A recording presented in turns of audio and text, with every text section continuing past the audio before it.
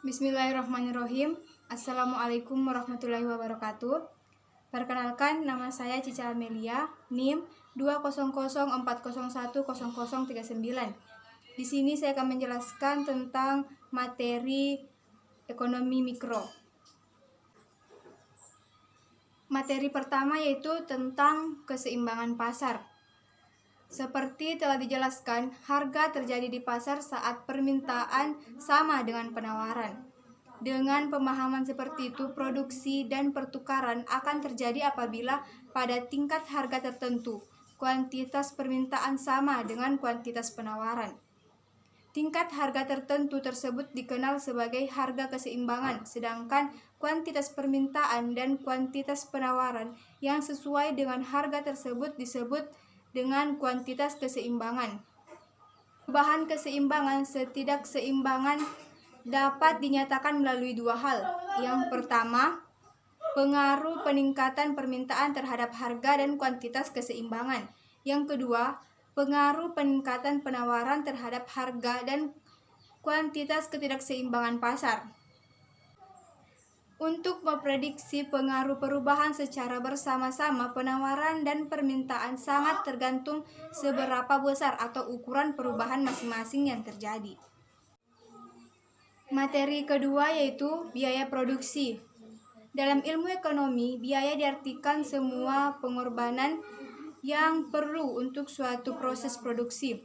Dinyatakan dalam uang menurut harga pasar yang berlaku. Dalam definisi ini, ada 4 unsur yang perlu diperhatikan. Yang pertama, pengorbanan. Yang kedua, pengorbanan yang perlu untuk produksi. Yang ketiga, dinilai dalam uang. Dan yang terakhir, menurut bahasa pasar dan yang berlaku. Biaya produksi adalah biaya yang harus dikeluarkan pengusaha atau produsen untuk membeli faktor-faktor produksi yang bertujuan menghasilkan output atau produk. Faktor-faktor produksi itu sendiri adalah barang ekonomis atau barang yang harus dibeli karena mempunyai barang, dan termasuk barang langka atau scarce. Akhirnya, untuk mendapatkannya membutuhkan pengorbanan berupa pembelian dengan uang. Biaya produksi tergantung sepenuhnya pada dua hal. Yang pertama yaitu harga input atau harga faktor-faktor produksi. Yang kedua, efisiensi perusahaan yang bersangkutan dalam mempergunakan inputnya atau faktor produksinya. Biaya produksi perlu diketahui dalam menentukan beberapa aspek-aspek.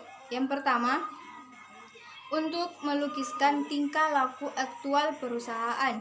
Untuk mendapat meramalkan tingkah laku perusahaan dalam menghadapi perubahan-perubahan kondisi yang dihadapi.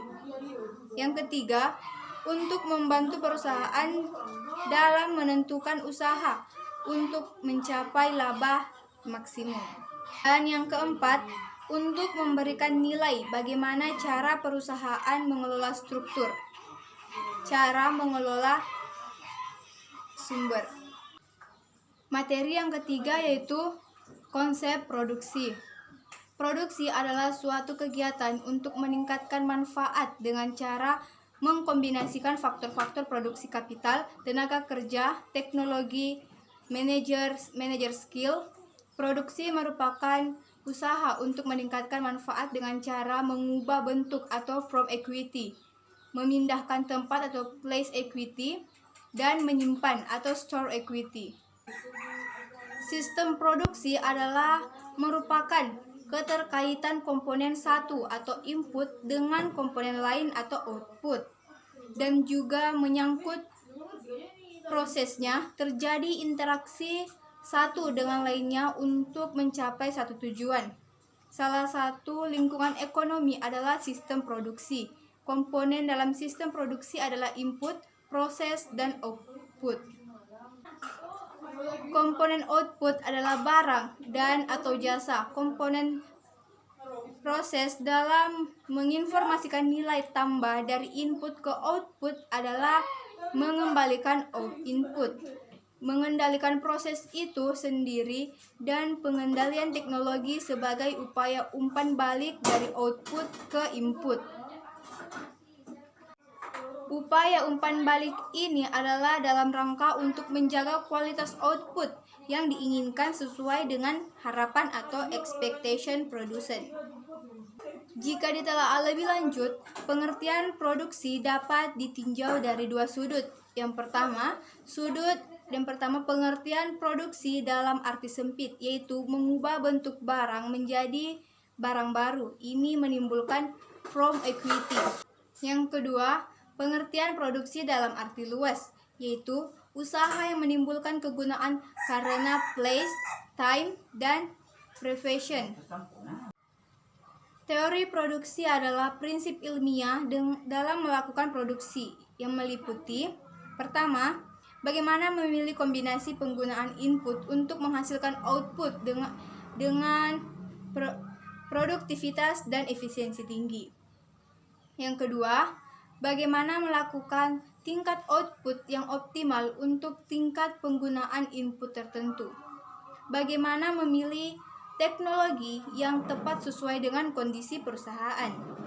Faktor-faktor produksi. Istilah faktor produksi sering pula disebut dengan korban produksi, karena faktor produksi tersebut dikorbankan untuk menghasilkan produksi. Dalam bahasa Inggris, faktor produksi ini disebut dengan input. Materi keempat adalah konsep pasar monopoli. Yang pertama, karakteristik pasar. Pasar sebagai kumpulan jumlah penjual dan pembeli individual mempunyai karakteristik tertentu. Karakteristik tersebut muncul karena masing-masing individu membeli dan menjual mempunyai perilaku individual yang berbeda pula. Di dalam biaya produksi terdapat karakteristik pasar tertentu, di mana dalam pasar tersebut hanya terdapat satu penjual dari satu produk atau barang atau jasa yang tidak mempunyai alternatif produk pengganti atau substitusi. Pasar dengan karakteristik tersebut disebut dengan pasar monopoli, mengingat dalam pasar monopoli hanya terdapat satu penjual dari satu produk atau barang atau jasa yang tidak mempunyai alternatif produk pengganti atau substitusi, maka dalam pasar monopoli tidak ada saingannya dari penjual lain. Pada dasarnya, pasar dibagi menjadi beberapa golongan. Yang pertama, pasar berdasarkan wujudnya. Menurut wujudnya, pasar dibedakan menjadi pasar konkret dan pasar abstrak. Yang kedua, ada berdasarkan waktu. Terjadinya menurut waktu, terjadinya pasar dibedakan menjadi beberapa. Yang pertama yaitu pasar harian, merupakan pasar yang melakukan aktivitas setiap hari, yang diperdagangkan mulai dari barang, jasa, sampai produk keuangan. Misalnya pasar pagi, atau serba, warung-warung, sampai pasar uang antara bank. Yang kedua, pasar minggu atau pasar mingguan, merupakan pasar yang melakukan aktivitas setiap 1 minggu sekali. Misalnya pasar Senin atau pasar Minggu yang ada di daerah pedesaan. Dan yang ketiga ada pasar bulanan, merupakan pasar yang melakukan aktivitas setiap 1 bulan sekali. Yang ketiga, pasar berdasarkan legalitasnya. Menurut legalitasnya, pasar dapat dibedakan menjadi beberapa. Yang pertama ada pasar resmi, memperjualkan barang dan jasa yang legal, baik dari cara pembeli atau penjualnya dan menentukan harganya. Ada juga pasar gelap. Yang keempat, pasar berdasarkan luas jangkauannya. Yang kelima, pasar berdasarkan hubungannya, dengan proses produksi. Menurut hubungannya dengan proses produksi, pasar dibedakan menjadi pasar output dan pasar input. Yang keenam atau yang terakhir, pasar berdasarkan strukturnya atau jumlah penjual dan pembelinya. Materi yang terakhir yaitu materi konsep pasar monopsoni. Monopsoni adalah keadaan di mana satu pelaku usaha menguasai permintaan pasokan dan menjadi pembeli tunggal atas barang atau jasa dalam suatu pasar komoditas. Pasar monopsoni dapat timbul karena yang pertama, pengukusan sumber untuk digunakan oleh pemakai tertentu. Yang kedua, mobilitas sesuai dengan yang digunakan dalam suatu daerah tertentu atau perusahaan tertentu. Gambaran pasar monopsoni.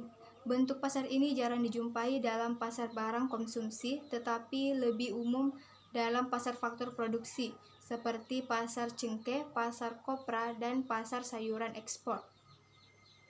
Mungkin itu saja yang dapat saya sampaikan. Kurang lebihnya mohon dimaafkan. Wabillahi taufiq wal hidayah. Wassalamualaikum warahmatullahi wabarakatuh.